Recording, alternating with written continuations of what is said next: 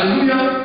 On va introduire aujourd'hui. Demain, ça va être grave. Dis à ton voisin, demain le prophète a dit à tant que le prophète que demain ça va être grave. Dis ça à ton voisin.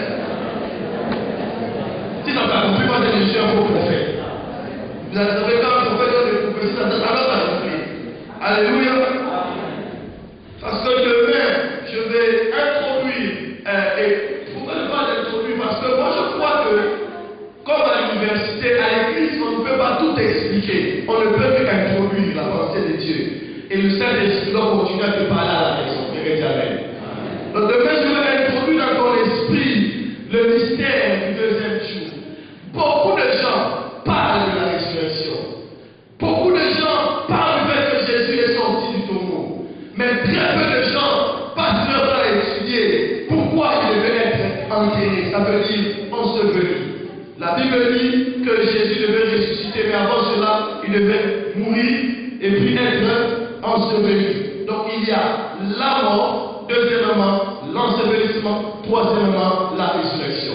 Si tu ne passes pas par l'ensevelissement, il n'y aura pas de résurrection. Est-ce que vous me comprenez? Si tu veux comprendre la vie de Jésus, la première année de la vie de Jésus, il pose des actes qui sont prophétiquement des images de ce qui va arriver à la fin de sa vie. Je donne un exemple. La Bible dit que Jésus est allé se faire baptiser. Et Jean-Baptiste n'a pas voulu le baptiser. Et il a insisté. Il dit, faisons ce qui est juste. Les gens disent, mais c'est le baptême des gens qui ont péché. Toi, tu es l'agneau de Dieu qui ôte le péché du monde. Comment est-ce que je peux te baptiser? Il dit, il faut qu'on le fasse. C'est prophétique. La Bible dit qu'au moment où il sortait de l'eau, baptiser veut dire plonger. Baptiso veut dire plonger. Ce n'est pas asperger, c'est plonger. Alléluia. On n'a pas le temps pour le débat là-dessus. Ce n'est pas asperger, c'est plonger. La Bible dit qu'au moment où Jésus sortait de l'eau, le ciel fut ouvert. Dieu a parlé depuis le ciel. Il dit, celui-ci est mon fils bien-aimé, en qui j'ai mis toute mon affection. Et le Saint-Esprit est descendu sous la forme d'une colombe sur lui. Cela veut dire, par le baptême qui veut dire la mort, l'ensevelissement et la résurrection. Parce que la minute où vous passez sous l'eau, vous êtes enseveli. Alléluia.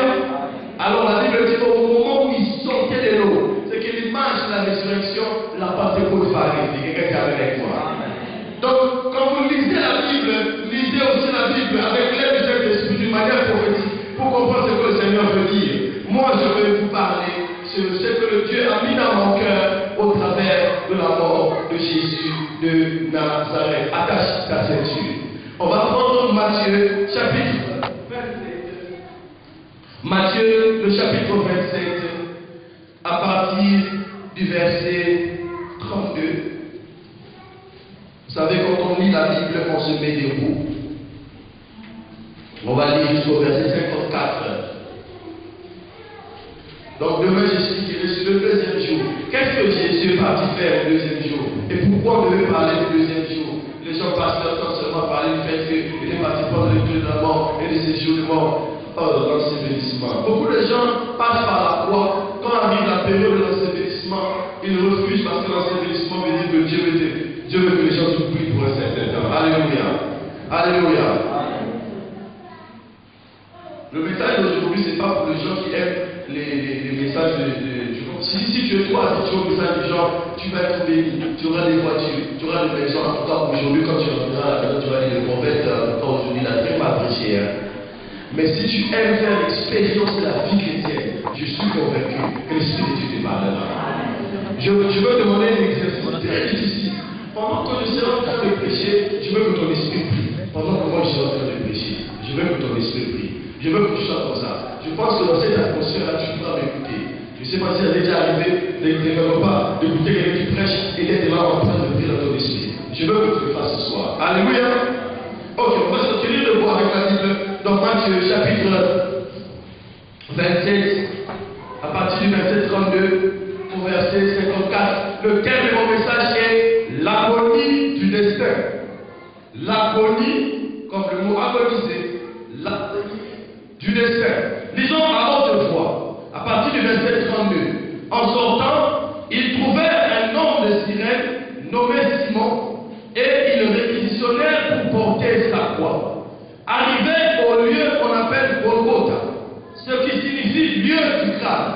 Il lui donnait à boire du vin mêlé de fiel, mais quand il eut goûté, il ne voulut pas boire. Après l'avoir crucifié, ils se partagèrent ses vêtements en tirant au sort. Puis il s'assit pour monter la garde devant lui. On plaça au-dessus de une inscription indiquant le motif de sa condamnation. Est-ce qu'on peut lire à haute voix? Et Jésus, le roi des Juifs, alors deux bandits sont crucifiés avec lui, l'un à droite, l'autre à gauche. Les passants l'injuriaient en hochant la tête. Ils disaient, toi qui détruis le sanctuaire et qui le reconstruis en 3 jours, sauve-toi toi-même. Si tu es le Fils de Dieu, descends de la croix. Les grands prêtres avec les scribes et les anciens se moquaient aussi de lui et disaient, il en a sauvé d'autres et il ne peut pas se sauver lui-même. Il est roi d'Israël, qui descend de la croix et nous croirons en lui. Il s'est confié en Dieu, que Dieu le délivre maintenant s'il aime. Car il a dit, je suis fils de Dieu. Les bandits crucifiés avec lui l'insultaient de la même manière. Depuis la 6e heure jusqu'à la 9e heure, il y eut des ténèbres sur toute la terre. Et vers la 9e heure, Jésus cria, Eli, Eli, lama sabachthani, c'est-à-dire, mon Dieu, pourquoi m'as-tu abandonné? Quelques-uns de ceux qui étaient là l'entendirent. Il disait, en voilà un qui appelle Élie. Aussitôt l'un d'eux courut prendre une éponge qu'il remplit de vin aigre. Il a fixa un roseau pour lui donner à boire. Mais les autres dirent, laisse, voyons si Élie va venir le sauver. Jésus poussa encore un grand cri et rendit l'esprit. Alors le voile du sanctuaire se déchira en deux, d'en haut jusqu'en bas. La terre trembla, le rocher se fendit, les tombeaux s'ouvrirent et le corps de beaucoup de saints endormis se réveillèrent. Sortis de tombeaux après son réveil, ils entrèrent dans la ville sainte et se manifestèrent à beaucoup de gens. Voyant le tremblement de terre et ce qui venait d'arriver, le centurion et ceux qui étaient avec lui pour garder Jésus furent saisis d'une grande crainte et dit, assurément, celui-ci était un fils de Dieu. Dis, c'est la parole du Seigneur. Nous pouvons nous asseoir devant le Seigneur. Alléluia. Merci pour l'opportunité que vous me donnez de parler. Merci au pasteur. Est-ce qu'on va acclamer pour lui?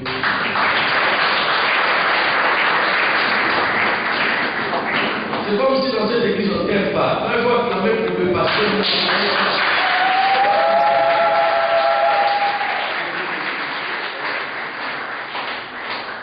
alléluia. Les hommes de Dieu sont des cadeaux que Dieu a fait à l'humanité. Et comme vous avez un homme de Dieu au milieu de vous, c'est un cadeau que Dieu a fait à l'humanité. En fait, le texte original dit, ce sont des cadeaux que Dieu a confectionnés pour le monde. Ça veut dire que Dieu a pris le temps de le tailler, de le tisser et d'en faire un joli cadeau. Alléluia. Alléluia. Donc, quand vous avez un homme de Dieu à côté de vous dans l'église, vous devez l'aimer. Elles ne sont pas acclamées pour le pasteur qui nous le fait.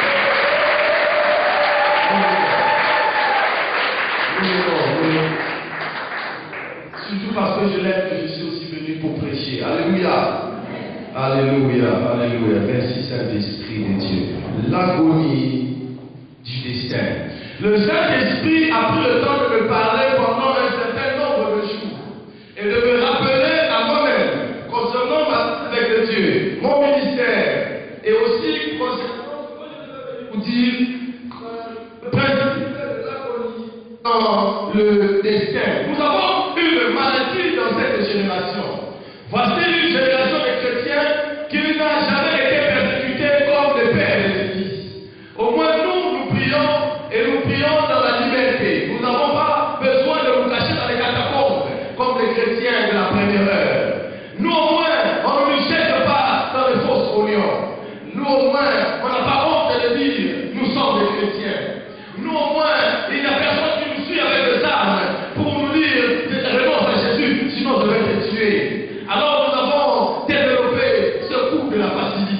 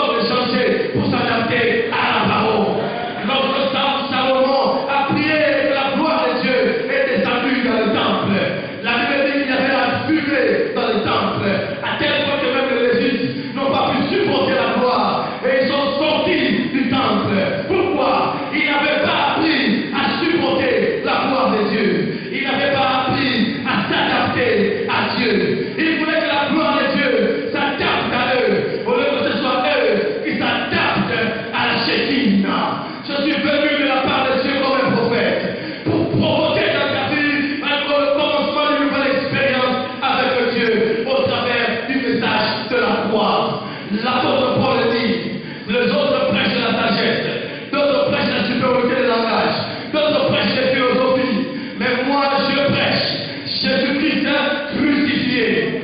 Les chrétiens du 21e siècle et même du 20e ont beaucoup célébré la résurrection, ont beaucoup parlé du fait que Jésus est ressuscité, se sont concentrés sur la puissance de Dieu capable de nous ressusciter.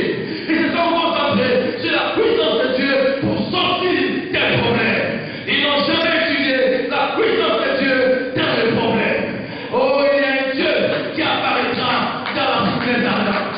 Il y a un Dieu qui apparaîtra pour toi dans les lieux où personne n'est capable de te faire sortir. Il viendra là, non pas avec l'intention de te faire sortir, mais avec l'intention de t'apprendre à te mettre dans le feu. Je ne sais pas si tu me crois. Cette génération a cru plus à la puissance de Dieu pour ressusciter qu'à la puissance de Dieu pour affronter la croix. Voilà pourquoi dans les églises pentecôtistes et évangéliques, on déteste le crucifix. On aime la croix sans le crucifix. On dit non, si vous mettez le crucifix, ce n'est pas Jésus. La Bible l'interdit, blablabla, blablabla. La réalité, nous préférons un Jésus ressuscité à un Jésus crucifié. Mais écoutez-moi très bien. Un jour, un homme a payé le prix de monter. Un homme, j'ai dit un homme qui était déjà dans l'esprit. Il s'appelait l'apôtre Jean. Il était suivi de Patmos et il était vieux. Le pasteur d'Éphèse. Le monsieur à qui on a coupé la lampe afin qu'il ne puisse plus prêcher.